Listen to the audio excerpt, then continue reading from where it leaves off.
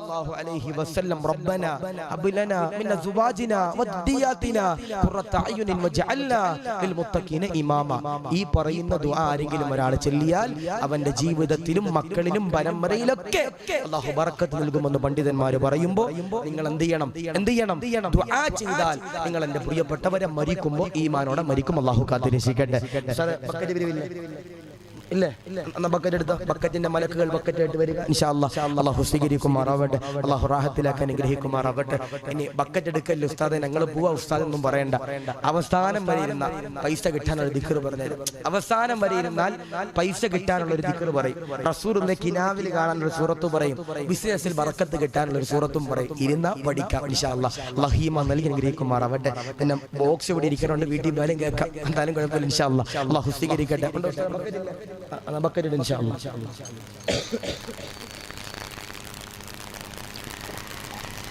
അല്ലാഹു സ്വീകരിക്കുമാറാവട്ടെ. അപ്പോൾ ദുആ ചെയ്യൂ. ചില ആളുകൾ പറയാറുണ്ട് ഉസ്താദേ ഞങ്ങളുടെ ദുആ അല്ലാഹു സ്വീകരിക്കുന്നില്ല. എന്താ പറയണേ? ഞങ്ങളുടെ ദുആ അല്ലാഹു സ്വീകരിക്കുന്നില്ലെന്ന് പറയാറുണ്ട്. ബഹുമാനപ്പെട്ട പണ്ഡിതന്മാർ പറയുന്നു ദുആ ചെയ്യുമ്പോൾ 3 ഷർത്തുകൾ നിങ്ങൾ പാലിക്കണം. എന്താപ്പാ? ദുആ ചെയ്യുമ്പോൾ ഈ പറയുന്ന 3 കാര്യങ്ങൾ ആരെങ്കിലും ഒരാൾ പാലിച്ചാൽ അവരുടെ ദുആ ഇജാബത്ത് ഉണ്ടെന്ന് പണ്ഡിതന്മാർ പറയുന്നു. എന്താ ചെയ്യണ്ടേ?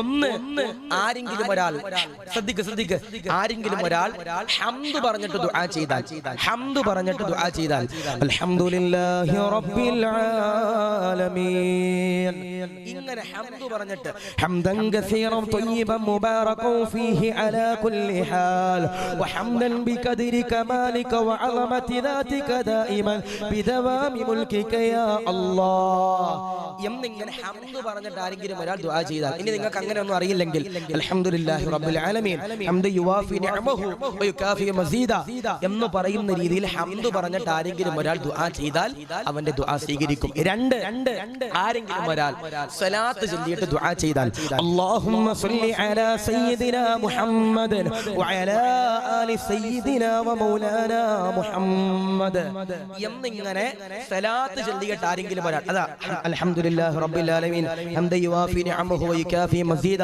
അല്ലാഹുമ്മ സ്വല്ലി വസല്ലിം വബാരിക അലാ റസൂലിക സയ്യിദിനാ വമൗലാനാ മുഹമ്മദ് എന്ന് പറയുന്ന രീതിയിൽ സലാത്തും ഹംദും പറഞ്ഞിട്ട് ആരെങ്കിലും ഒരാൾ ദുആ ചെയ്താൽ അവന്റെ ദുആക്ക് അല്ലാഹു പടച്ച തമ്പുരാൻ ഇജാബത്ത് നൽകും.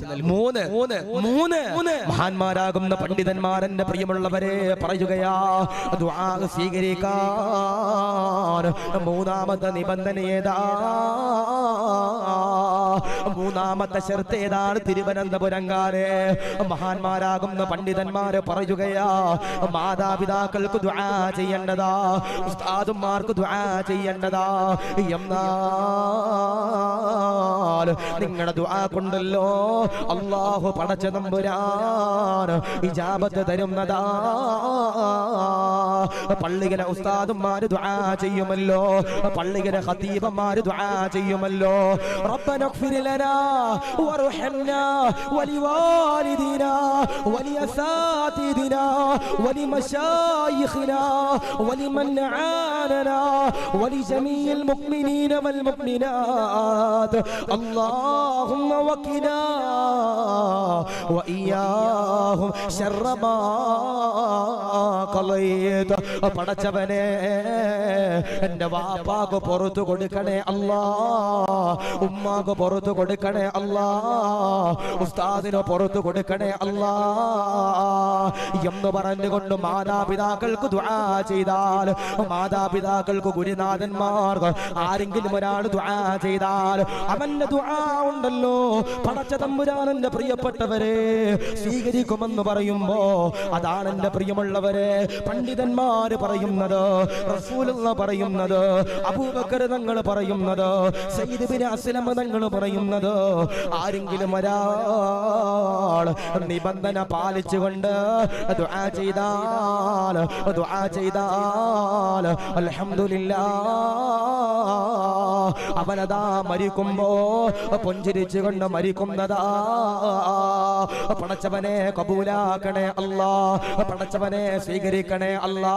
റസൂലുള്ളാഹി പറയുകയാ ആരെങ്കിലും ഒരാൾ സ്വതക്ക കൊടുത്താൽ, സദഖ കൊടുത്തു ദുആ ചെയ്താൽ അവന്റെ ദുആക്ക് പടച്ച തമ്പുരാൻ ഇജാബത്ത് നൽകുമെന്ന് എന്റെ പ്രിയമുള്ളവരെ പറയുമ്പോ ഇതൊരുപാട് സമ്പത്തുള്ള മഹലല്ല, ഒരുപാട് പൈസയുള്ള മഹലല്ല, ഒരുപാട് പാവങ്ങൾ ജീവിക്കുന്ന മഹല.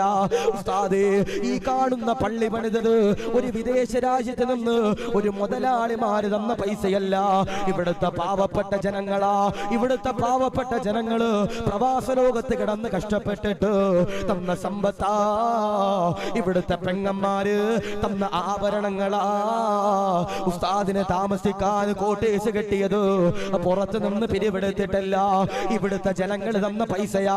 ഉസ്താദേ, ഇവിടുത്തെ ജനങ്ങൾ മുഴുവനും സദക്ക നൽകുന്നവരാ എന്നീ സാധുക്കൾ പറയുമ്പോ, മോനെ സദക്ക കൊടുത്ത് ദുആ ചെയ്താൽ അതിന് പ്രതിഫലമുണ്ടെന്ന് റസൂലുള്ളാഹി പറയുമ്പോ, നിങ്ങളുടെ മുമ്പിലേക്ക് ബക്കറ്റ് കടന്നു വരുമ്പോ 500 ഇടുന്നവരെ, 10 രൂപ ഇടുന്നവരെ, 100 രൂപ ഇടുന്നവരെ, 1000 കൊടുക്കുന്നവരെ, നാദാ അവർക്ക് ഇഖ്ലാസ് കൊടുക്കണേ അല്ലാ, അവർക്ക് ആഫിയത്ത് കൊടുക്കണേ അല്ലാ, ദീർഘായുസ് കൊടുക്കണേ അല്ലാ. മൺമറഞ്ഞു പോയ കുടുംബാദികളുടെ മണ്ണറോ മണിയറയാക്കണേ അല്ലാ, ഖബർ വിശാലമാക്കണേ അല്ലാ, സ്വർഗം കൊടുക്കണേ അല്ലാ, രോഗങ്ങൾ കൊടുക്കല്ലേ അല്ലാ, ക്യാൻസർ കൊടുക്കല്ലേ അല്ലാ, ബ്രെയിൻ ട്യൂമർ കൊടുക്കല്ലേ അല്ലാ, കടങ്ങൾ കൊടുക്കല്ലേ അല്ലാ, കീറിമുറിക്കുന്ന രോഗങ്ങൾ കൊടുക്കല്ലേ അല്ലാ, പോസ്റ്റ്മോർട്ടം ചെയ്യേണ്ട ഒരു ഗതികേട് കൊടുക്കല്ലേ റബ്ബേ. സദഖ കൊടുക്കുന്നവർക്ക് ജന്നാത്തുൽ ഫിർദൗസ് കൊടുക്കണേ അല്ലാ. റസൂലുള്ളാഹി പറഞ്ഞു, ഈ 3 കാര്യങ്ങൾ ആരെങ്കിലും ഒരാൾ പാലിച്ചുകൊണ്ട് ഇൻഷാ അല്ലാഹ് ദുആ ചെയ്താൽ അവന്റെ ദുആക്ക് ഇജാബത്തുണ്ടെന്ന് ഹബീബിന മുഹമ്മദ് മുസ്തഫ സല്ലല്ലാഹു അലൈഹി വസല്ലം. അപ്പോൾ ഇൻഷാ അല്ലാഹ് ബക്കറ്റ് നിങ്ങളുടെ മുമ്പിൽ വരും. എല്ലാവരും ആത്മാർത്ഥമായിട്ട് ഒരു സദഖ കൊടുക്കണം. അല്ലാഹു സ്വീകരിക്കുമാറാവട്ടെ. ബിസ്മില്ലാഹിർ റഹ്മാനിർ റഹീം. ഇങ്ങോട്ട് വരണ്ട, ഉസ്താദേ മക്കളെ കൊടുത്തു വിടാം, അവിടെയും വരും, എല്ലാവരും കൊടുക്കണം ഇൻഷാ അല്ലാഹ്. അല്ലാഹു സ്വീകരിക്കുമാറാവട്ടെ. അപ്പോൾ ദുആ ചെയ്യുമ്പോൾ ഹംദ് പറയണം. ദുആ ചെയ്യുമ്പോൾ എന്റെ പ്രിയപ്പെട്ടവർ സലാത്ത് ചൊല്ലണം. ദുആ ചെയ്യുമ്പോൾ മാതാപിതാക്കൾക്കും ഗുരുനാഥന്മാർക്കും വേണ്ടി ദുആ ചെയ്യണം. അങ്ങനെ ദുആ ചെയ്താൽ എന്റെ പ്രിയപ്പെട്ടവർ ദുആക്ക് ഇജാബത്ത് ഉണ്ടാകും. അവരും മരിക്കുമ്പോൾ അൽഹംദുലില്ലാഹ് അവരുടെ പ്രിയപ്പെട്ടവരെ പുഞ്ചിരിച്ചുകൊണ്ട് മരിക്കുമെന്ന് ഹബീബിന മുഹമ്മദ് മുസ്തഫ സല്ലല്ലാഹു അലൈഹി വസല്ലം. അല്ലാഹു ഈമാൻ നൽകി അനുഗ്രഹിക്കുമാറാവട്ടെ. ചായ കുടിക്കുമ്പോൾ ശ്രദ്ധ തെറ്റരുത്, പെട്ടെന്ന് കൊടുക്കണം. എന്നാ ഉസ്താദേ വടയാ കൊടുക്കണേ? വടയും ചുക്കാപ്പി ഇൻഷാ അല്ലാഹ്. അല്ലാഹു സ്വീകരിക്കുമാറാവട്ടെ. അല്ലാഹു റാഹത്തിലാക്കി അനുഗ്രഹിക്കും. അവർക്കില്ലേ? ഉണ്ട്. ഇതെന്തിനാ തരുന്നതെന്നറിയോ? അവസാനം പൈസ കിട്ടാനാ ഇൻഷാ അല്ലാഹ്. അല്ലാഹു വടയുടെ പൈസ എങ്കിലും തരൂലെന്ന് ചോദിച്ചു. വടയുടെ പൈസ ഉസ്താദേ ഇൻഷാ അല്ലാഹ്. വടയല്ല ഉസ്താദേ, ഞങ്ങൾ ഇനി ഉസ്താദിന്റെ മുകളിൽ വേണേ 2ാമത്തെ നില ഞങ്ങൾ പണിതു കൊടുക്കും ഇൻഷാ അല്ലാഹ്. അല്ലാഹു സ്വീകരിക്കുമാറാവട്ടെ. അല്ലാഹു റാഹത്തിലാക്കി അനുഗ്രഹിക്കുമാറാവട്ടെ. അപ്പൊ ഇൻഷാ അല്ലാഹ് സങ്കടങ്ങളും വേദനകളും പ്രയാസങ്ങളും നൊമ്പരങ്ങളും എന്ത് വന്നാലും എന്റെ പ്രിയപ്പെട്ട സഹോദരങ്ങളെ നമ്മൾ എന്ത് ചെയ്യണം?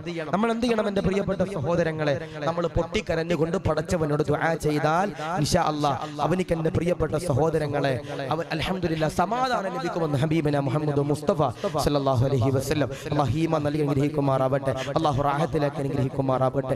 അതുകൊണ്ട് ഇൻഷാ അല്ലാഹ് ദുആ ചെയ്യണം. പക്ഷേ ചില ആളുകളുണ്ട് ദുആ ചെയ്യാൻ അലസത കാണിക്കുന്ന ചില ആളുകൾ, അല്ലേ? ഇപ്പൊ നമ്മുടെ പള്ളിയിലെ ഖത്തീബ് ഉസ്താദ് നിസ്കാരം കഴിഞ്ഞിട്ട് ദുആ ചെയ്യൂല ഉസ്താദ്? ദുആ ഇല്ല ഇവിടെ? ദുആ ചെയ്യും. ഈ ദുആ ചെയ്യുമ്പോൾ ചില ചങ്ങാതിമാരുണ്ട് ഇങ്ങനെ ഇരുന്നിട്ട് കൊതുകിനെ അടിച്ചും ഉസ്താദിന്റെ മോന്തൊക്കെ അടിക്കുന്ന രീതി ഇങ്ങനെ ഇരിക്കും. ചങ്ങാതി നിർത്തണില്ലല്ലോ റബ്ബേ. കുത്തുബിയത്തിന് ഉസ്താദ് കുത്തുബിയത്തൊക്കെ കഴിഞ്ഞിട്ട് 1000 വട്ടം മുഹീദ്ദീൻ ശൈഖിന്റെ പേരൊക്കെ വിളിച്ചിട്ട് ഉസ്താദ് ദുആ ചെയ്യുമ്പോ നമ്മളിൽ പലരും ചിന്തിക്കുന്ന ഒരു കാര്യമുണ്ട്, റബ്ബേ ഒന്ന് നിർത്തിയാ മതിയായിരുന്നു. എന്താ പറയണേ? നിർത്തിയാ മതിയായിരുന്നു.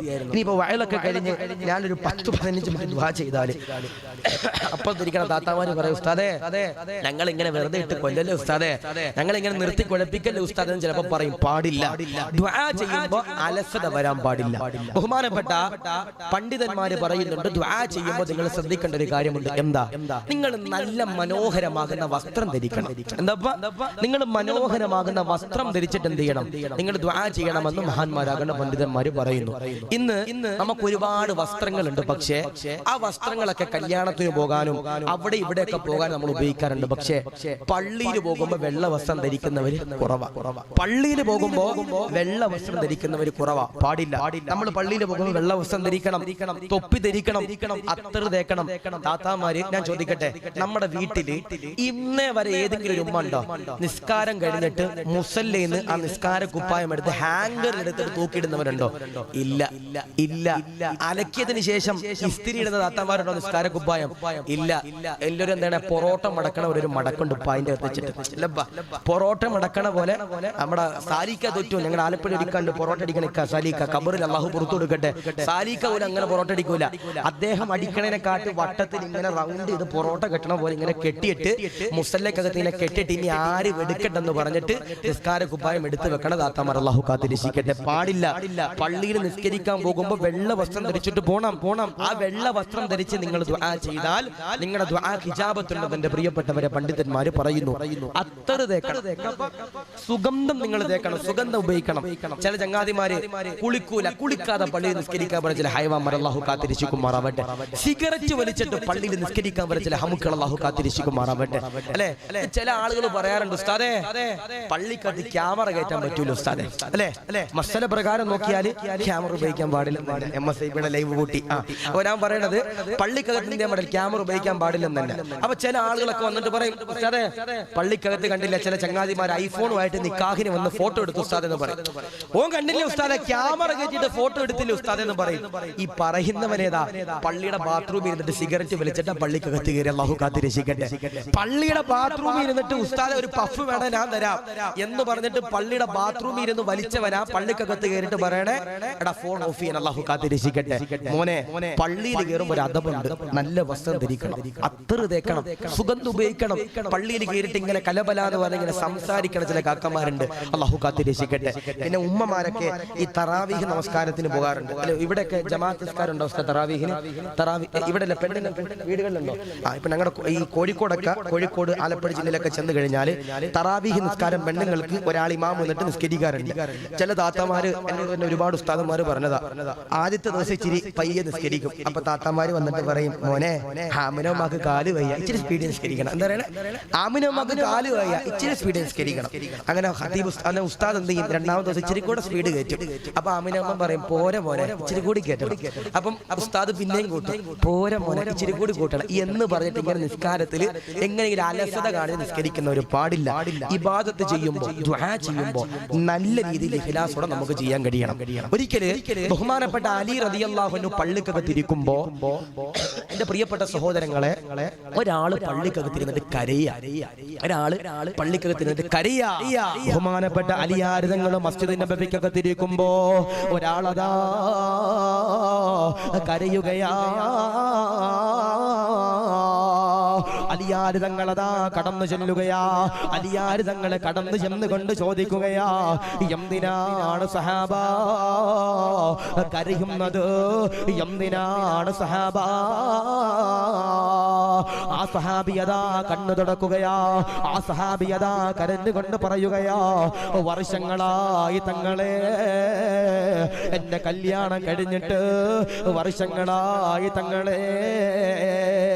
ആ സമയത്തിന്റെ പ്രിയമുള്ളവരെ, മഹാനവറുകളോട് ആ പാവപ്പെട്ട സഹാബിയതാ പറയുകയാ, വർഷങ്ങളായി കല്യാണം കഴിഞ്ഞിട്ട് എന്റെ ഭാര്യയുണ്ടല്ലോ 6 മാസം കഴിയുമ്പോ തളർന്നു വീഴുകയാ, നടക്കാൻ കഴിയുന്നില്ല, എഴയുകയാ. പടച്ചവനെ, എന്റെ പ്രിയപ്പെട്ട ഭാര്യയുണ്ടല്ലോ ഗർഭിണിയാകുകയാ, എന്റെ പ്രിയപ്പെട്ട ഭാര്യയുണ്ടല്ലോ പ്രസവിക്കുകയാ. എന്റെ പ്രിയപ്പെട്ട പൊന്നുമോനെ ഒന്ന് എണ്ണീച്ച് നടത്താൻ, എന്റെ പ്രിയപ്പെട്ട പൊന്നുമോനെ ഒന്ന് എടുത്തുകൊണ്ട് താലോലിക്കാൻ എന്റെ ഭാര്യയ്ക്ക് കഴിയുന്നില്ല. അതിലുണ്ടല്ലോ ഈ പാവപ്പെട്ടവന് വേദനയാ, സങ്കടമാ, വിരഹമാ. ആ സമയത്ത് അലിയാർ തങ്ങൾ പറയുകയാ, ആ സഹാബിയെ വിളിച്ചിട്ട് അലിയാർ തങ്ങൾ എന്റെ പ്രിയപ്പെട്ടവരെ പറയുകയാ, കരയില്ല മോനെ, സങ്കടപ്പെടാൻ പാടില്ല, ഞാനതാ ഒരു നന്മയുണ്ടല്ലോ പറഞ്ഞു തരാം. അലിയാർ തങ്ങൾ പറയുകയാ, ഒരുപാട് നിഅമത്തുകളുണ്ടല്ലോ, ചില ആളുകൾ കള്ള് കൊടുക്കുന്നതാ, അത് വസ്ത്രത്തിലാകാം, അത് സമ്പത്തിലാകാം, അത് ഭക്ഷണത്തിലാകാം, അത് കുടുംബത്തിലാകാം, അത് വീടുകളിലാകാം, അത് വാഹനങ്ങളിലാകാം. എന്നാൽ ചില ആളുകളുണ്ടല്ലോ, എത്ര വസ്ത്രമുണ്ടെന്ന് പോലും അറിയൂല. ഒരുപാട് വസ്ത്രമുള്ളവരാ, ഒരുപാട് പർദ്ദയുള്ളവരാ, ഒരുപാട് നിസ്കാര കുപ്പായമുള്ളവരാ, ഒരുപാട് മുണ്ടുള്ളവരാ, ഒരുപാട് തൊപ്പിയുള്ളവരാ, ഒരുപാട് ജുബ്ബയുള്ളവരാ. എന്നാൽ പടച്ചവന്റെ മുമ്പിലേക്ക് അവരതാ സുജൂദ് ചെയ്യുമ്പോ വൃത്തിയുള്ള വസ്ത്രമുണ്ടല്ലോ ധരിക്കൂല, ദുആ ചെയ്യുമ്പോ അലസതയാ, വൃത്തിയുള്ള വസ്ത്രമുണ്ടല്ലോ ധരിക്കൂല. സഹാബത്തതാ കരയുകയാ, സഹാബത്തതാ ചോദിക്കുകയാ, ഞങ്ങളാണോ അലിയാർ തങ്ങൾ പറയുകയാ, ഇല്ല ഇല്ല. ആ ചെറുപ്പക്കാരനതാ കരയുകയാ, അലിയാർ തങ്ങളോട് ചോദിക്കുകയാ, നല്ല വസ്ത്രമുണ്ടല്ലോ, ഏതാണ് അലിയേ, നല്ല വസ്ത്രമുണ്ടല്ലോ, ഒന്ന് പറഞ്ഞു തരുമോ അലിയേ? അലിയാർ തങ്ങൾ പറയുകയാ, നീ നിസ്കരിക്കുമ്പോ, നീ ദുആ ചെയ്യുമ്പോ, പടച്ചവന്റെ മുമ്പിൽ സുജൂദ് ചെയ്യുമ്പോ നീ വെള്ള വസ്ത്രം ധരിക്കണേ, എന്നിട്ട് പടച്ചവനോട് ദുആ ചെയ്യണേ. എന്നാൽ നിന്റെ ദുആക്ക് പടച്ച തമ്പുരാൻ ഇജാബത്ത് തരുന്നതാ, പ്രതിഫലമുണ്ടല്ലോ തരുന്നതാ. ആ ചെറുപ്പക്കാരനതാ വീട്ടിലേക്ക് കടന്നു ചെല്ലുകയാ, പടച്ചവനെ വെള്ള വസ്ത്രമതാ ധരിക്കുകയാ, എന്നിട്ടതാ പള്ളിയിൽ കടന്നു വരികയാ, പടച്ചവനോട് ദുആ ചെയ്യുകയാ, അല്ലാ ഈ പാവപ്പെട്ടവന്റെ സങ്കടങ്ങള്, കുടുംബത്തിലെ രോഗങ്ങള് മാറ്റണേ അല്ലാ, മാറ്റണേ റബ്ബേ, മാറ്റണേ റഹ്മാനേ എന്ന് പറഞ്ഞുകൊണ്ട് പൊട്ടിക്കരഞ്ഞു ദുആ ചെയ്യുകയാ. വീട്ടിലേക്ക് കടന്നു ചെല്ലുകയാ, വീട്ടിലേക്ക് കടന്നു ചെല്ലുമ്പോ കിടന്ന കിടക്കപ്പായിൽ കിടന്നുകൊണ്ട് മലമൂത്ര വിസർജനമുണ്ടല്ലോ നടത്തിയ പ്രിയപ്പെട്ട ഭാര്യയുണ്ടല്ലോ, പടച്ചവനെ കാണാനില്ല. കിടക്കപ്പായില് കിടന്നുകൊണ്ട് മലമൂത്ര വിസർജനം നടത്തിയ ഭാര്യയുണ്ടല്ലോ, കാണാനില്ല.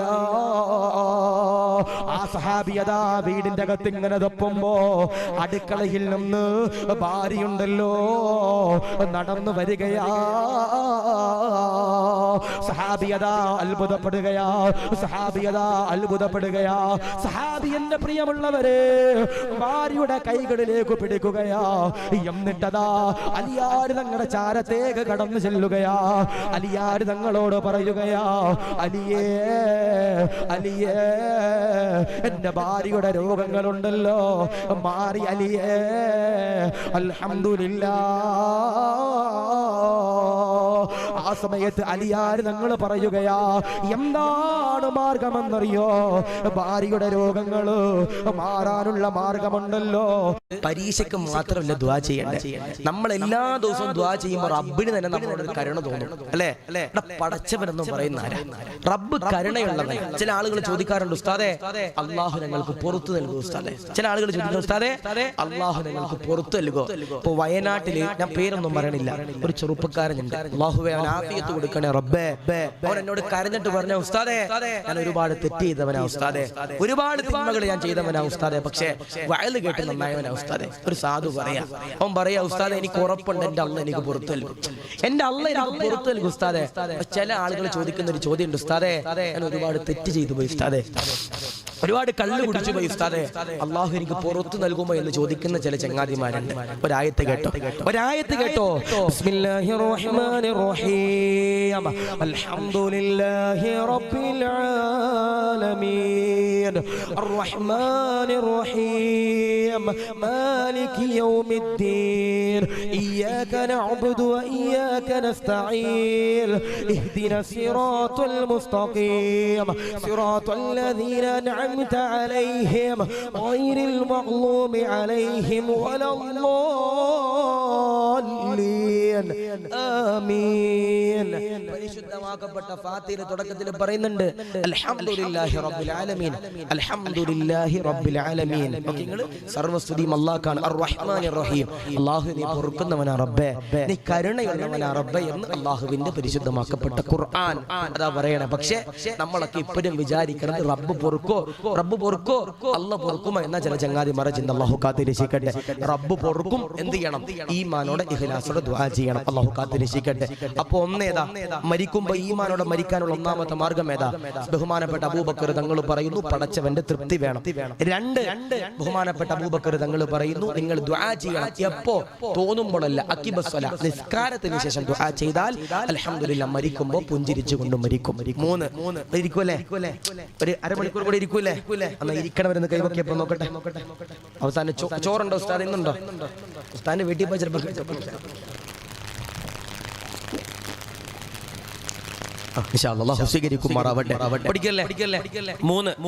നമ്മൾ ജീവിതത്തിൽ പലരും ശ്രദ്ധിക്കാതെ പോണൊരു കാര്യം, പലരും ശ്രദ്ധിക്കാതെ പോണൊരു കാര്യമാ. ആദരമാകുന്ന പ്രവാചകനാകുന്ന നബി തങ്ങളതാ പറയുകയാ, സഹാബാ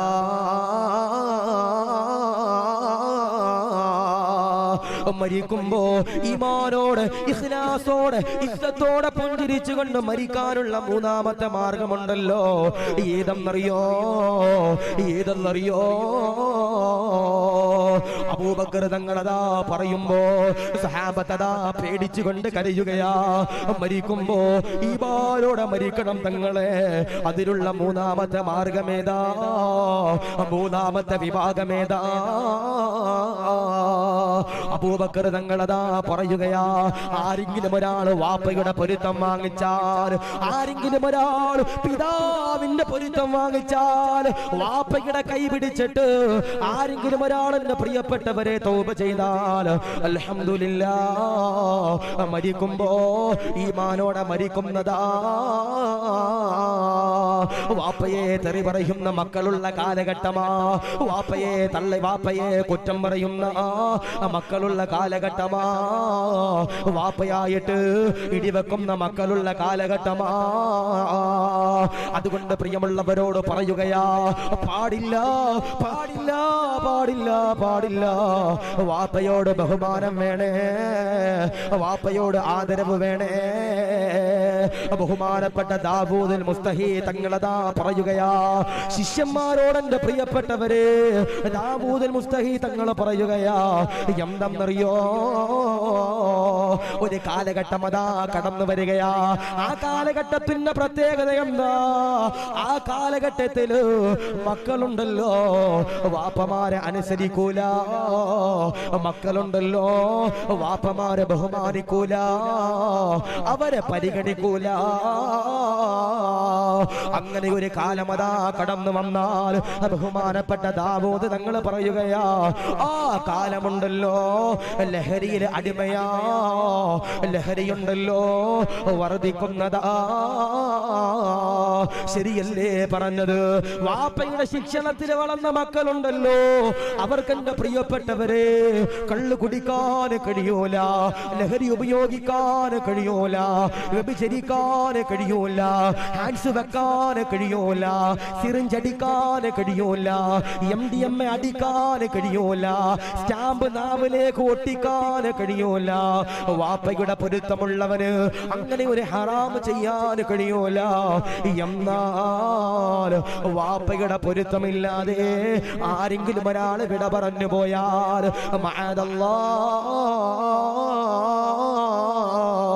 അവനുണ്ടല്ലോ മുഖം കെട്ടുകൊണ്ട് മരിക്കണ്ടതാ. വാപ്പമാരുടെ പരാതിയാ, ഉസ്താദേ ഞങ്ങളോട് സ്നേഹമില്ല ഉസ്താദേ. എത്രയോ പേര് പരാതി പറയുന്ന കാര്യമാ. എത്രയോ ജമാഅത്തിന് ഖതീബായി സേവനമെടുത്തവനാ. ആ സമയത്തുണ്ടല്ലോ പല ആളുകളും പരാതി പറയുന്നതാ, പ്രിയമുള്ള ഉസ്താദ് മക്കൾക്ക് ബഹുമാനമില്ല, സ്നേഹമില്ല, ആദരവില്ല എന്ന് പറയുന്ന എത്രയോ പാവങ്ങളാ. ഉസ്താദേ സ്വത്ത് കൊടുത്തില്ലെന്ന് പറഞ്ഞിട്ട് എന്റെ പ്രിയപ്പെട്ട മകനുണ്ടല്ലോ എന്നെ അടിച്ചു ഉസ്താദേ, തൊഴിച്ചു ഉസ്താദേ എന്ന് പറയുന്ന സാധുക്കളെ നിങ്ങൾ പൊട്ടിക്കരഞ്ഞ് ദുആ ചെയ്തോ. വാപ്പയുടെ പൊരുത്തമില്ലാതെ, പിതാവിന്റെ പൊരുത്തമില്ലാതെ ആരെങ്കിലും ഒരാൾ ഈ ലോകത്ത് നിന്ന് വിട പറഞ്ഞു പോയാൽ അവൻ മരിക്കുമ്പോ മുഖം കറുത്തിരണ്ടുകൊണ്ട് മരിക്കേണ്ടി വരുമെന്ന് ഹബീബുന മുഹമ്മദ് മുസ്തഫ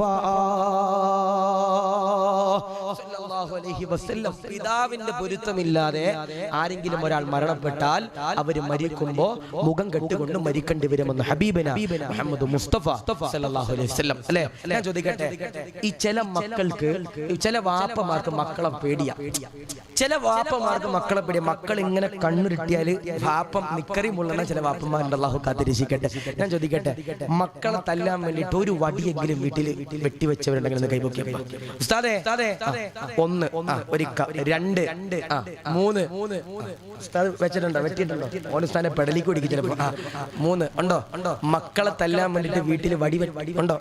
ഉണ്ടെന്ന് കൈപൊക്കിയപ്പോ മക്കൾ ഞങ്ങൾ ഉസ്താദേ കമ്പിപ്പാര, ഒലക്ക, മടല്, ഞങ്ങൾ അതൊക്കെ ഉസ്താദ് എടുത്ത്. പെണ്ണുങ്ങൾ അങ്ങനെ ആയിരിക്കും.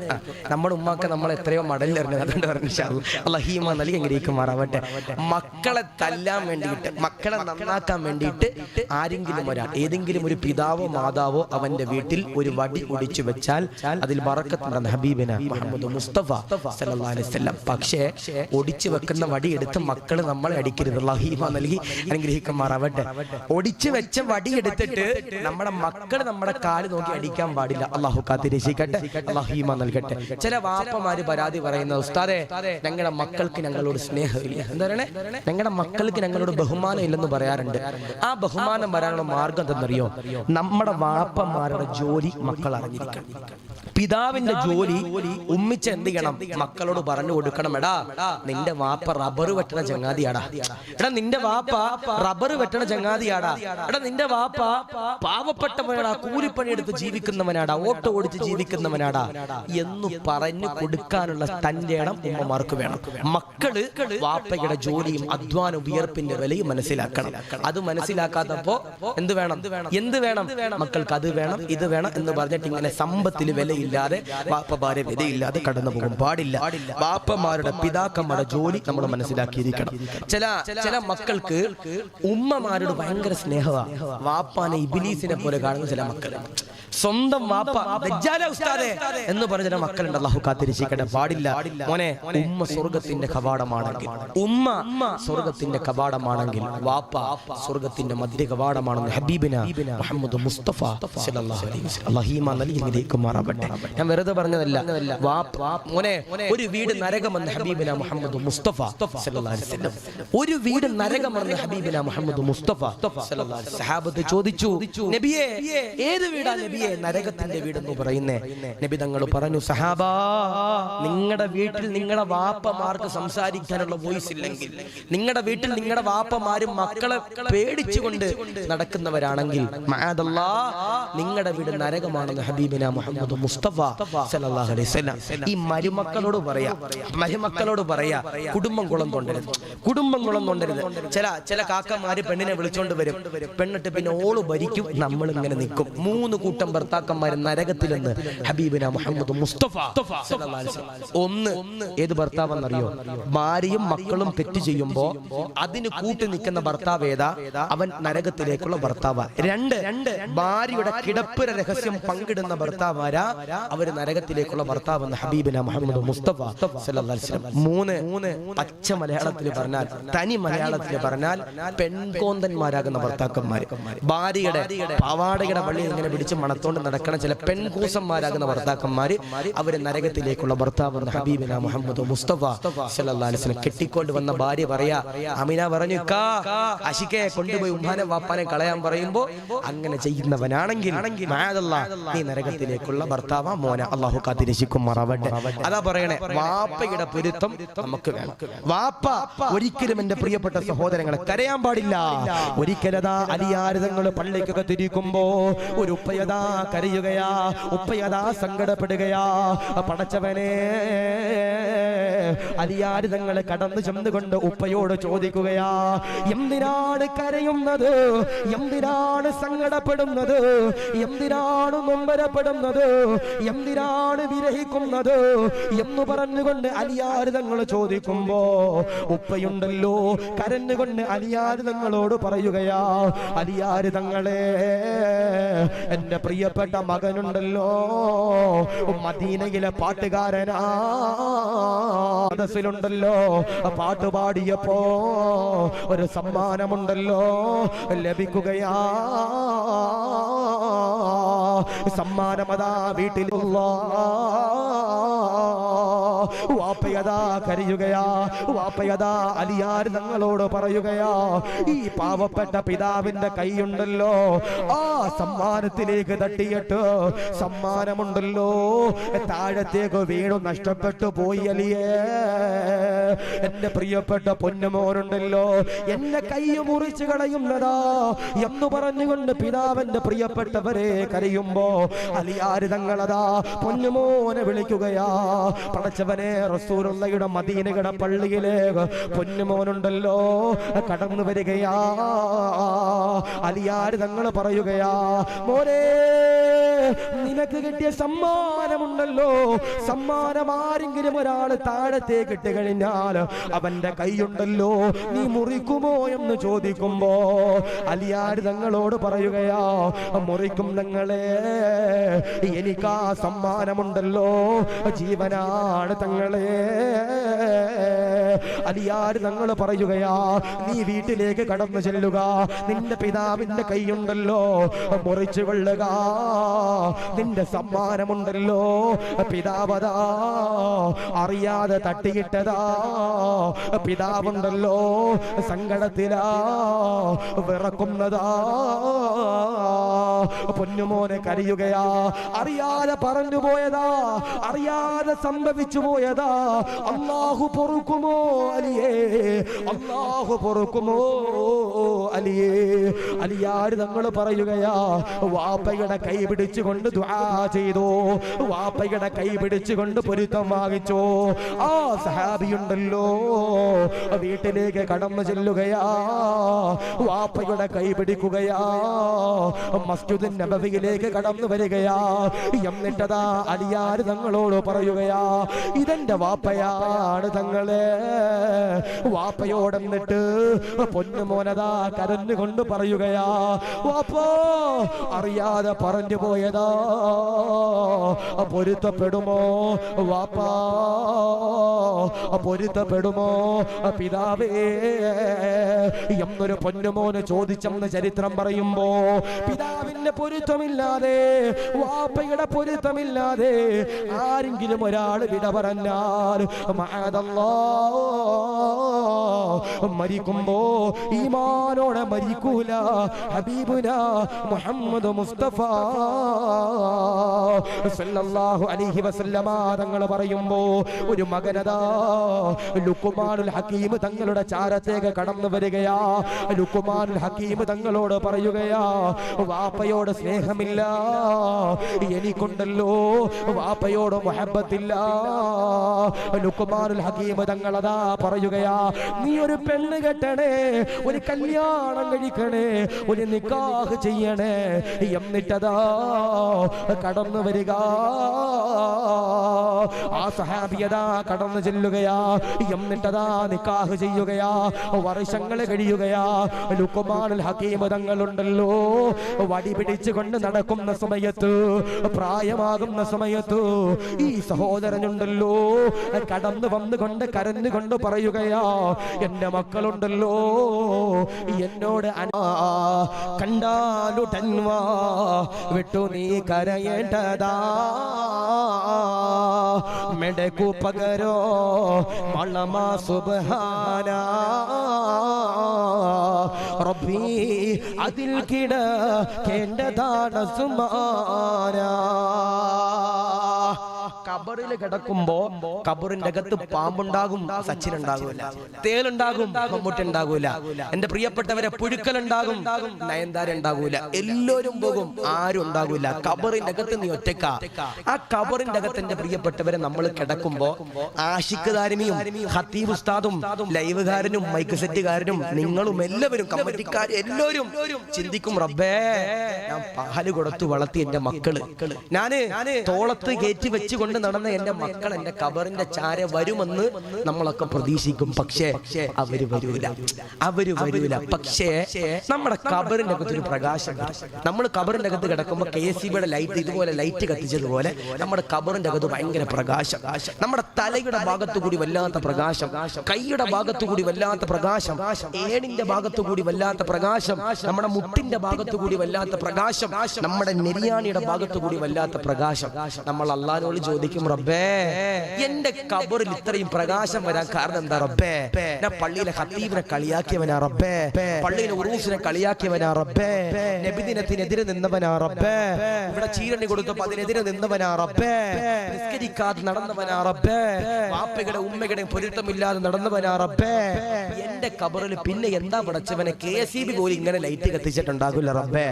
എന്റെ കബറിൽ ഇത്രയും പുഞ്ചിരി വരാനുള്ള കാരണം എന്ത്? പ്രകാശം വരാനുള്ള കാരണം എന്ത്? എന്റെ മക്കൾ പോലും എന്റെ കബറിന്റെ ചവിട്ടിൽ വരുന്നില്ല. ഇപ്പൊ ഞാന് ഈ ആലപ്പുഴ ജില്ലയിൽ മസ്ജിദുൽ ഇജാബ എന്ന് പറഞ്ഞൊരു പള്ളിയുണ്ട്. നീർക്കുന്നം SM കവല കഴിഞ്ഞാൽ അവിടെ ഒരു റോഡ് സൈഡിൽ ഒരു വലിയൊരു പള്ളിയുണ്ട്. അപ്പൊ അവിടെ എന്റെ വാപ്പയുടെ ജ്യേഷ്ഠന്റെ കബർ അവിടെ. അപ്പൊ ഞാൻ അവിടെ ഒരു ദിവസം സിയാറത്ത് ചെയ്യാൻ പോയപ്പോ എന്നോട് ഒരാൾ വന്നിട്ട് ചോദിച്ചു, ഉസ്താദ് എന്റെ വാപ്പ മരിച്ചുപോയി, കബറിങ്ക വന്നിട്ട് ദുആ ചെയ്യുന്നു. എന്താ പറഞ്ഞാൽ എന്റെ വാപ്പ മരിച്ചുപോയി, കബറിങ്ക വന്നിട്ട് ദുആ ചെയ്യും. ഞാൻ പറയുന്ന ഞാൻ വരാം. അവൻ എന്റെ കൈ പിടിച്ചുകൊണ്ട് പോയിട്ട് 5 മിനിറ്റ് ഇവന്റെ വാപ്പാന്റെ കബർ തപ്പുക. മറ്റേ ഗൂഗിൾ മാപ്പ് ഒക്കെ എടുത്തിട്ട് വേർ ഇസ് മൈ വാപ്പാസ് കബർ എന്നിങ്ങനെ ലൊക്കേഷൻ ഇട്ട് തപ്പേണ്ട അവസ്ഥ. ഞാൻ ചോദിച്ചടാ ചങ്ങാതി, നിന്റെ വാപ്പ മരിച്ചിട്ട് എത്ര കൊല്ലം? നിന്റെ വാപ്പ മരിച്ചിട്ട് എത്ര കൊല്ലം? ഉസ്താദ് 18 കൊല്ലം. എന്താ പറയുക? 18 കൊല്ലം. ഞാൻ ചോദിച്ചു, അവസാനമായി നീ നിന്റെ വാപ്പാന്റെ കബറിന്റെ ചാര വന്നത് എപ്പോഴാ? ഓൻ പറയും, ഉസ്താദേ 8 കൊല്ലം മുമ്പ്. 8 കൊല്ലം മുമ്പാ. സുബ്ഹാനല്ലാഹ്. ഞാൻ ചോദിച്ചടാ ചങ്ങാതി, 8 കൊല്ലം മുമ്പ് വന്ന നീ എന്ത് ഇന്ന് ഈ തന്തപ്പടിയുടെ കബറിന്റെ ചാര വരാൻ കാരണം എന്ന് ചോദിച്ചപ്പോ ഓൻ പറയും, ഉസ്താദേ ഞാൻ ഇന്ന് ഗൾഫിലേക്ക് പോവാ, ഞാൻ ഇന്ന് പ്രവാസിയാകാൻ പോവാ. എല്ലാ പ്രവാസിമാരും കബറിന്റെ ചാര വന്നിട്ട് അൽഫാത്തിഹ വിളിക്കുന്ന ഒരു പരിപാടി ഉണ്ടല്ലോ ഉസ്താദേ എന്ന് പറഞ്ഞതുപോലെ ഞാൻ വന്നതാണെന്നൊരു നട്ടലില്ലാത്തൊരു ചെറുപ്പക്കാരൻ പറയുമ്പോ, മോനെ എടാ ആര് വന്നില്ലെങ്കിലും നമ്മുടെ കബറിൽ ഒരാൾ വരും. ഇവിടെ ഒരു സ്റ്റീലിന്റെ ഒരു ബക്കറ്റ് നിങ്ങളുടെ മുമ്പിലൂടെ വന്നില്ലേ? അതിൽ പൈസ ഇട്ടവരുണ്ടാവും അല്ലേ?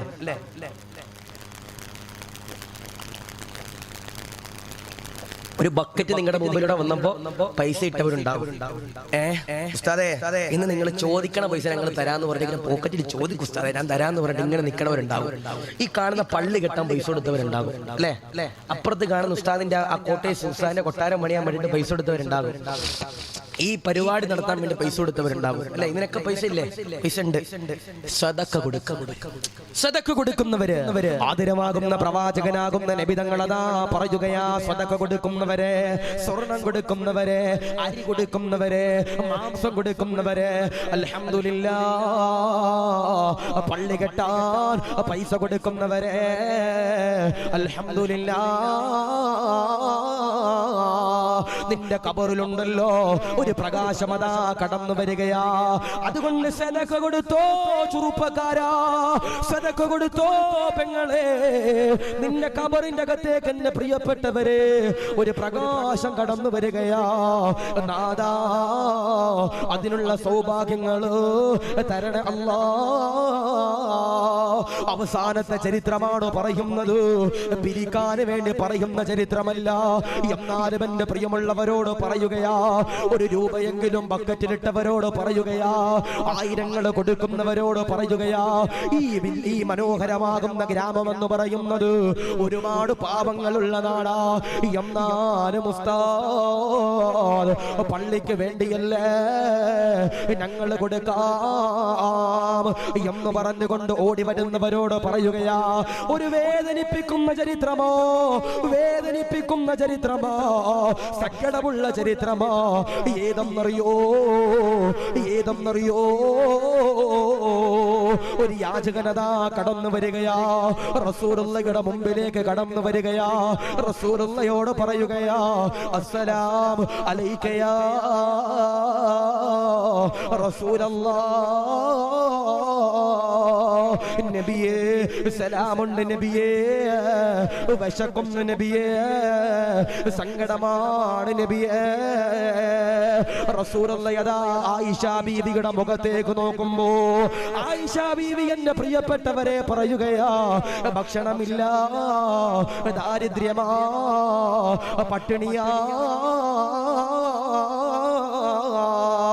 ആദരവാകുന്ന പ്രവാചകനാകുന്ന നബിതങ്ങളുണ്ടല്ലോ, റസൂലാണല്ലോ, പ്രവാചകനാണല്ലോ, പടച്ചവനെ. റസൂലുള്ളാഹി പറയുകയാ,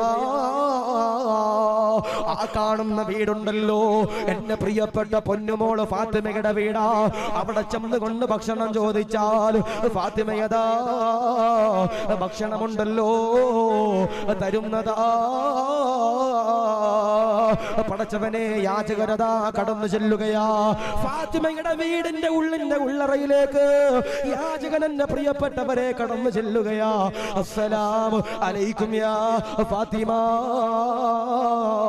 വിശക്കുന്നു ഫാത്തിമ. റസൂലുള്ളാഹി പറഞ്ഞിട്ട് വന്നതാണ് ഫാത്തിമ.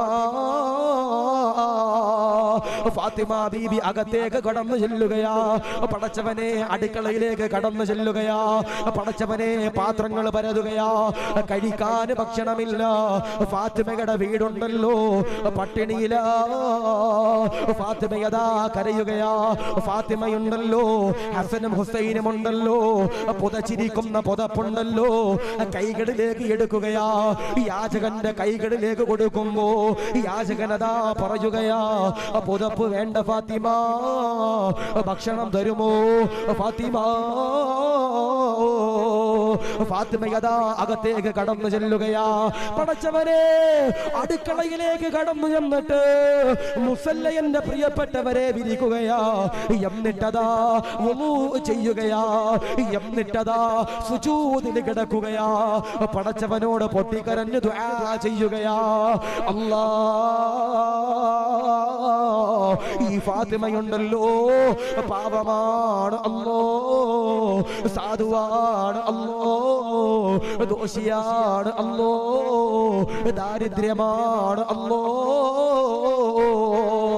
ഈ ഫാത്തിമയുടെ വീടിന്റെ മുമ്പിലേക്ക് റസൂലുള്ളാഹി പറഞ്ഞു വിട്ടിട്ട് ഒരു യാചകനുണ്ടല്ലോ കടന്നു വന്നു. അല്ലോ, യാചകന് കൊടുക്കാൻ ഈ ഫാത്തിമയുടെ കയ്യിൽ ഭക്ഷണമില്ല. അല്ലോ, പരീക്ഷിക്കല്ല അല്ലോ, സഹിക്കുന്നില്ല അല്ലോ.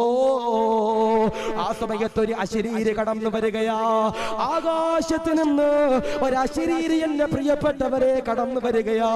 അശരീരി കടന്നു വന്നിട്ട് ഫാത്തിമയോട് പറയുകയാ, എണ്ണീക്കടേ ഫാത്തിമ, കരയല്ലേ ഫാത്തിമ, സങ്കടപ്പെടല്ലേ ഫാത്തിമ, വിരഹിക്കല്ലേ ഫാത്തിമ, ദുഃഖിക്കല്ലേ ഫാത്തിമ, എണ്ണീക്കടേ ഫാത്തിമ. വസ്ത്രങ്ങൾ ശേഖരിച്ചിരിക്കുന്ന അലമാരയുണ്ടല്ലോ, അവിടത്തേക്ക് കടന്നു ചെന്നാൽ ഒരു പൊതിയുണ്ടല്ലോ ലഭിക്കുന്നതാ. ഫാത്തിമയതാ എണ്ണീക്കുകയാ. പടച്ചവനെ കണ്ണു തുടക്കുകയാ. അലമാരയുടെ ചാരത്തതാ ചെല്ലുകയാ. വസ്ത്രങ്ങൾ ഇങ്ങനെ മാറ്റുമ്പോ ഒരു പൊതിയുണ്ടല്ലോ കൈകളിലേക്ക് ലഭിക്കുകയാ. പൊതി ഇങ്ങനെ തുറക്കുകയാ. ഫാത്തിമയതാ കരയുകയാ. സുബ്ഹാനല്ലാഹ്.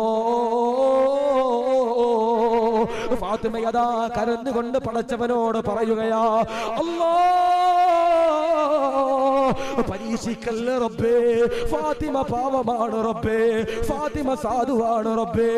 എന്തെന്നറിയോ, ഒരു മുത്തിന്റെ മാലയുണ്ടല്ലോ കൈകളിലേക്ക് ലഭിക്കുകയാ. പടച്ചവരെ ഫാത്തിമയുണ്ടല്ലോ യാചകന്റെ കയ്യിൽ കൊടുക്കുകയാ. യാചകനതോ സന്തോഷിക്കുകയാ. ഇലാ ഹദ്റത്തി റസൂലില്ലാഹ്, റസൂലുള്ളാഹിയുടെ ചാരത്തേക്കുണ്ടല്ലോ യാചകനുണ്ടല്ലോ ഓടുകയാ. റസൂലുള്ളാഹിയോട് പറയുകയാ, അസ്സലാമു അലൈക യാ റസൂലല്ലാഹ്. നബിയേ സലാമുണ്ട് നബിയേ. റസൂലുള്ള സലാം അടക്കുകയാ. റസൂലുള്ള ചോദിക്കുകയാ, എന്റെ പൊന്നുമോള് ഫാത്തിമയുണ്ടല്ലോ കഴിക്കാൻ ഭക്ഷണം തന്നോ, കുടിക്കാൻ വെള്ളം തന്നോ, കഴിക്കാൻ പഴങ്ങൾ തന്നോ? യാചകനതാ പറയുകയാ, ഇല്ല നബിയേ, തന്നില്ല നബിയേ, തന്നില്ല റസൂലേ. അങ്ങയുടെ പൊന്നുമോള് ഫാത്തിമയുണ്ടല്ലോ എനിക്ക് ഭക്ഷണം തന്നില്ല, എനിക്കൊരു മാല തന്നു നബിയേ. ഈ മാല തരുമ്പോ അങ്ങയുടെ പൊന്നുമോള് ഫാത്തിമയുണ്ടല്ലോ കരഞ്ഞു നബിയേ, സങ്കടമാണ് നബിയേ.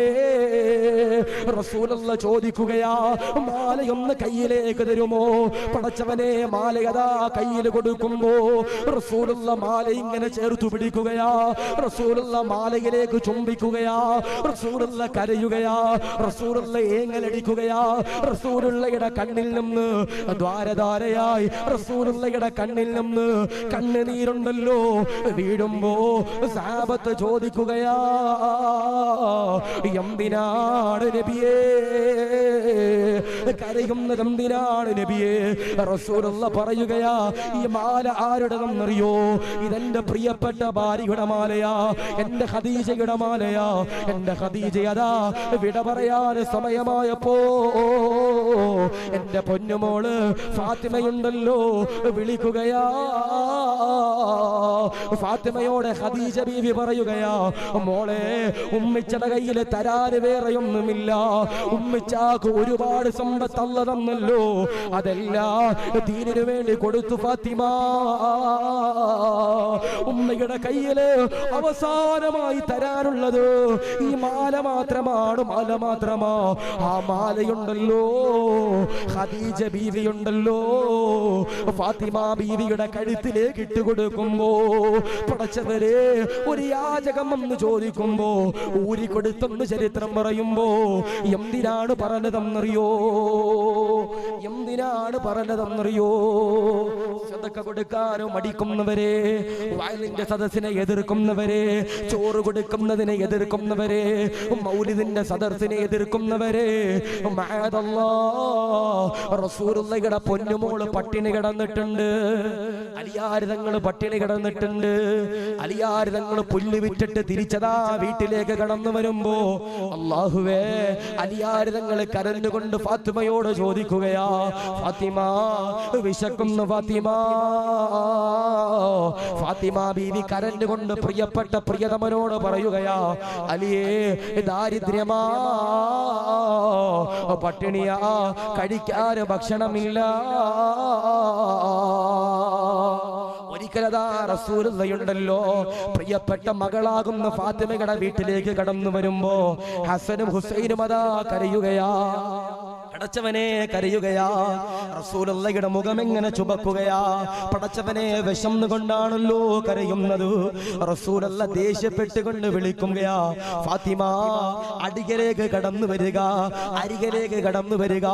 ഫാത്തിമ ബീവി കടന്നു വരുമ്പോ റസൂലുള്ള കരഞ്ഞുകൊണ്ട് ഫാത്തിമയോട് ചൂടാകുകയാ. ഫാത്തിമ, എന്റെ പ്രിയപ്പെട്ട ഹസനും ഹുസൈനും മുലപ്പാൽ കൊടുത്തില്ലേ? ആ സമയത്തുണ്ടല്ലോ ഫാത്തിമ ബീവി കരഞ്ഞുകൊണ്ട് പറയുന്നു, വാപ്പാ, അങ്ങയുടെ പൊന്ന വാപ്പാ, ചോരയാണ് വരുന്നത് വാപ്പാ. ആ സമയത്ത് പോലും ഊരിക്കൊടുക്കാത്ത മാലയുണ്ടല്ലോ. ഒരു യാചകം വന്ന് കൈ നീട്ടിയപ്പോ കൊടുത്തെന്നെ പ്രിയപ്പെട്ടവരെ ചരിത്രങ്ങൾ പറയുമ്പോ ഒരു വാപ്പായും ഉമ്മായും ഖബറിൽ വരൂല, ഒരു പിതാവും ഖബറിൽ വരൂല, ഒരു കമ്മിറ്റിയും ഖബറിൽ വരൂല, ഒരു ഖതീബും ഖബറിൽ വരൂല, ഒരു വഅലന്മാരും ഖബറിൽ വരൂല, ഒരു മക്കളും ഖബറിൽ വരൂല. ഖബറിൽ വരുന്നതാരാ? അസ്വദഖ,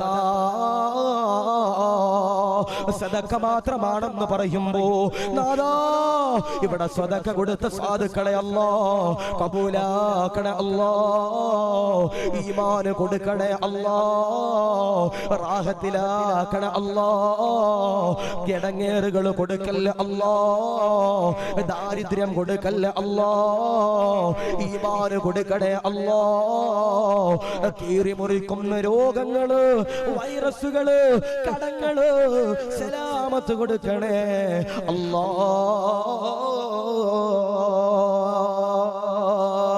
അതുകൊണ്ട് വാപ്പയും ഉമ്മയും നമ്മുടെ ഖബറിലില്ല. ഉമ്മ, വാപ്പ, ഉസ്താദന്മാര്, നാട്ടുകാര്, കമ്മിറ്റിക്കാര്, ആരും, ഖതീബ്, ഞാനും ആരും ഖബറിൽ ഉണ്ടാകൂല. പക്ഷേ നമ്മുടെ ഖബറിന്റെ അകത്ത് വരുന്ന ഒരേ ഒരാൾ അത് സദഖയാണെന്ന് ഹബീബിന മുഹമ്മദ് മുസ്തഫ സല്ലല്ലാഹു അലൈഹി വസല്ലം. ഇല്ലാത്ത സമയത്ത് കൊടുക്കുന്ന സദഖയ്ക്ക് വലിയ പവറാ. ഇപ്പോ യൂസുഫ് അലിക്ക് ഒരുപാട് കോടിക്കണക്കാன സ്വത്തിന്റെ ആസ്തിയുണ്ട്, ഇല്ലേ? ഉണ്ട്. യൂസുഫ് അലി നമ്മുടെ പള്ളിക്കാർ ചോദിക്കുക, ഒരു 10 ലക്ഷം തരണം, മൂപ്പർക്ക് നമ്മുടെ പോക്കറ്റിൽ നിന്നും 10 രൂപ എടുത്തു കൊടുക്കണത് പോലെ അതിൽ കാര്യമില്ല. പക്ഷേ 1000 രൂപ പോക്കറ്റ് ഇരിക്കുന്നവരുടെ എന്നിട്ട് ചോദിക്കുക, ഒരു 500 രൂപ പള്ളി കൊടുത്തൂടെ? ആ കൊടുക്കുന്നതിൽ ബറക്കത്തുണ്ട്. ഇല്ലാത്ത സമയത്ത് കൊടുക്കണ സദഖയ്ക്ക് ബറക്കത്തുണ്ട്. അല്ലാഹു സ്വീകരിക്കട്ടെ. അപ്പൊ ഞാൻ പറഞ്ഞു, ആരെങ്കിലും ഒരാൾ പടച്ചവന്റെ തൃപ്തി നേടിയാൽ, റബ്ബിന്റെ തൃപ്തി നേടിയാൽ അവര് മരിക്കുമ്പോ എങ്ങനെ മരിക്കും? പുഞ്ചിരിച്ചു കൊണ്ട് മരിക്കും. ആരെങ്കിലും ഒരാൾ എന്റെ പ്രിയപ്പെട്ടവരെ ദുആ ചെയ്താൽ അവര് മരിക്കുമ്പോ എങ്ങനെ മരിക്കും?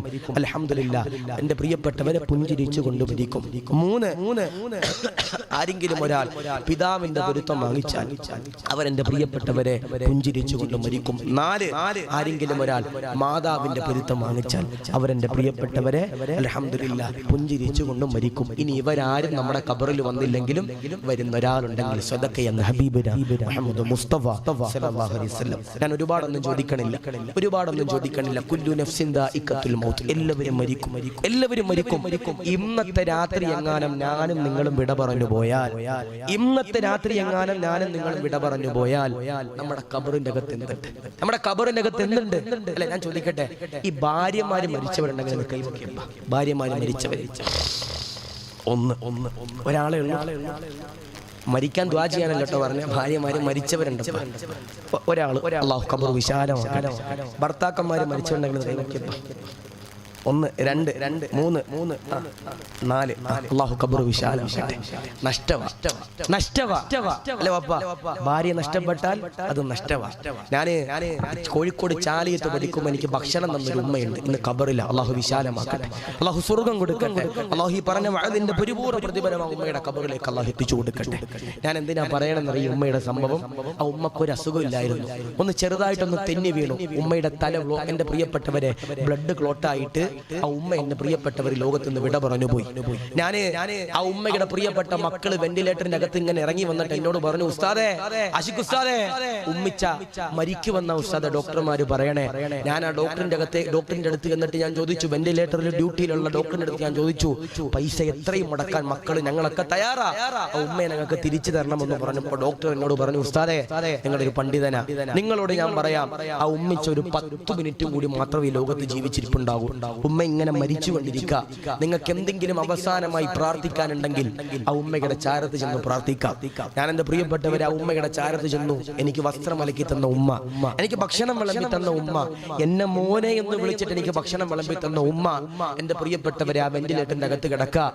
ആ വെന്റിലേറ്ററിൽ ഇങ്ങനെ ഡിജിറ്റൽ ബോർഡിൽ 100 90 80 70 60 50 40 30 20 10 എന്നിങ്ങനെ പറഞ്ഞിട്ട് ആ ഉമ്മയുടെ ജീവൻ ഇങ്ങനെ ഇങ്ങനെ കുറയുന്നത് ഞാനിങ്ങനെ കണ്ടോണ്ടിരിക്കുക. അവസാനം 0 എന്ന് പറഞ്ഞ് ഇങ്ങനെ അടിക്കുമ്പോ ആ പ്രിയപ്പെട്ട ആ ഹോസ്പിറ്റലിന്റെ അകത്തുള്ള ഡോക്ടർ വന്നിട്ട് എന്നോട് പറഞ്ഞു, ഉസ്താദേ, ഈ ഉമ്മ മരിച്ചിരിക്കുന്നു, ഈ ഉമ്മയുടെ പ്രിയപ്പെട്ട ഭർത്താവിനെ ഈ മയ്യത്തൊന്ന് കാണിക്കണം, ഈ ഉമ്മയുടെ പ്രായമുള്ള 70 വയസ്സുള്ള ഭർത്താവിനെ ഈ മയ്യത്തൊന്ന് കാണിക്കണം. സുബ്ഹാനല്ലാഹ്.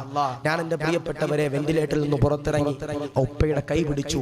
ഞാൻ ആ ഉപ്പയോട് പറഞ്ഞു, നമുക്ക് ഉമ്മയെ അവസാനമായിട്ടൊന്ന് കാണണം, ഉമ്മയെ അവസാനമായിട്ടൊന്ന് കാണണം. സുബ്ഹാനല്ലാഹ്. ആ പിതാവ് വല്ലാത്ത പ്രതീക്ഷയോടുകൂടി എന്റെ കൂടെ കടന്നു വന്നു. ആ മക്കളുടെ മുഖം കണ്ടപ്പോ വാപ്പാക്ക് മനസ്സിലായി ഉമ്മ വിട പറഞ്ഞു. ആ പ്രിയപ്പെട്ട പിതാവ് കരഞ്ഞിട്ട് എന്നോട് പറഞ്ഞു, ഉസ്താദേ, എനിക്ക് എന്റെ പ്രിയപ്പെട്ട ഭാര്യയുടെ മുഖം കാണണ്ട ഉസ്താദേ, അവൾ എന്നെ വിട്ടുപോയി, സഹിക്കാൻ കഴിയണില്ല. ഞാൻ പറഞ്ഞു, ഇല്ല വാപ്പ, കാണണം. ആ വാപ്പയുടെ കൈ പിടിച്ചിട്ട് വെന്റിലേറ്ററിന്റെ അകത്ത് കൊണ്ടുചെന്നു. ആ ഉമ്മയുടെ ചാരത്തി വാപ്പ ഒരു നേഴ്സറി കുട്ടി എങ്ങനാണോ കരയുന്നത് എന്ന് പറഞ്ഞതുപോലെ കരയാ. അവസാനം വാപ്പ ഇങ്ങനെ കരഞ്ഞ് കരഞ്ഞ് കരഞ്ഞ് ഇങ്ങനെ അവശരായപ്പോ ആ ഡോക്ടർ വന്നിട്ട് പറഞ്ഞു, ഉസ്താദേ, വാപ്പയെ പുറത്തിറക്കണം, മയ്യത്ത് പൊതിയണം, മയ്യത്ത് പൊതിയണം. ഞാൻ ആ വാപ്പയുടെ കൈ പിടിച്ചിട്ട് പറഞ്ഞു, വാപ്പ, നമുക്ക് വീട്ടിൽ പോകാം, മയ്യത്ത് വീട്ടിലേക്ക് കൊണ്ടുവരുമെന്ന് പറഞ്ഞപ്പോ, ഉസ്താദേ, എനിക്ക് എന്റെ ഭാര്യയോട് എനിക്കൊരു കാര്യം പറയാനുണ്ട്, ഉസ്താദേ, എനിക്ക് എന്റെ പ്രിയപ്പെട്ട പ്രിയതമയോട് എനിക്കൊരു കാര്യം പറയാനുണ്ട്, എനിക്ക് അനുവാദം തരണം. ഞാൻ ആ പ്രിയപ്പെട്ട പിതാവിന്റെ കൈവിട്ടപ്പോ ആ പ്രിയപ്പെട്ട പിതാവ് ഭാര്യയുടെ ചെവിട്ടിൽ ചെന്നിട്ട് പറയാ, മോളെ, നീ എന്റെ കൂടെ ഇത്ര കൊല്ലം ജീവിച്ചു, നീ എന്റെ കൂടെ ഇത്ര കൊല്ലം ജീവിച്ചു. സന്തോഷത്തിലും സങ്കടത്തിലും വേദനയിലും പ്രയാസത്തിലും എന്റെ കടങ്ങളിലും എന്റെ നല്ല കാലത്തും ഒക്കെ നീ എന്റെ കൂടെ ജീവിച്ചു. എനിക്ക് 6 മക്കളെ നീ തന്നു. എനിക്ക് നിന്റെ ജീവിതത്തിൽ എനിക്ക് പൊരുത്തം മാത്രമേ ഉള്ളൂ. നീ എന്നെ വിട്ടുപോകുന്നത് എനിക്ക് സങ്കടമാണ്, നീ എന്നെ വിട്ടുപോകുന്നത് എനിക്ക് നൊമ്പരമാണ്, നീ എന്നെ വിട്ടുപോകുന്നതിൽ എനിക്ക് പ്രയാസമാ, എനിക്കത് സഹിക്കാൻ കഴിയൂല. നാളെ മുതൽ എനിക്ക് എങ്ങനെ ജീവിക്കണമെന്നറിയില്ല. ഇൻഷാ അല്ലാഹ് നാളെ സ്വർഗത്തിൽ എനിക്ക് നിന്നെ വേണം, നമുക്ക് ഒരുമിക്കണമെന്ന് പറഞ്ഞിട്ട് ആ ഉമ്മയുടെ നെറ്റിത്തടത്തിൽ ആ പാവപ്പെട്ട പിതാവ് മുത്തം കൊടുത്തു. എന്നിട്ട് ഉമ്മയോട് പറഞ്ഞു, അസ്സലാമു അലൈക്കും, അസ്സലാമു അലൈക്കും, അസ്സലാമു അലൈക്കും എന്ന് പറഞ്ഞ് കവിൾത്തടത്തിൽ മുത്തം കൊടുത്തിട്ട് ആ പാവപ്പെട്ട പിതാവ് എന്റെ കൈ പിടിച്ചിട്ട് വെന്റിലേറ്ററിൽ നിന്ന് ഇറങ്ങി. ഇന്നും എന്റെ പ്രിയപ്പെട്ടവരെ, ഇന്ന് ചാരിയത്തെ പള്ളിക്കാട്ടിൽ ചെന്നാൽ കാണാൻ കഴിയും 5 വഖത്ത് നിസ്കാരത്തിന് ശേഷവും ആ പ്രിയപ്പെട്ട പിതാവ് ഉമ്മയുടെ ഖബറിന്റെ ഭാര്യയുടെ ഖബറിന്റെ ചാറ് നിന്നിട്ട് കരയുന്നത്. മോനെ, എല്ലാവരും അങ്ങനെ വരണമെന്നില്ല, എല്ലാ ഭർത്താക്കന്മാരും അങ്ങനെ വരണമെന്നില്ല, എല്ലാ ഭാര്യമാരും നമ്മൾ ഓർക്കണമെന്നില്ല. അല്ലെ, ഈ ഭാര്യ മരിച്ചിട്ട് പിറ്റേ ദിവസം തന്നെ പെണ്ണ് കെട്ടാൻ നടക്കണ ചില ചങ്ങാതിമാരുണ്ട്. അല്ലാഹു കാത്തിരക്ഷിക്കട്ടെ. മോനെ, നഷ്ടപ്പെടുമ്പോൾ അതിന്റെ വേദന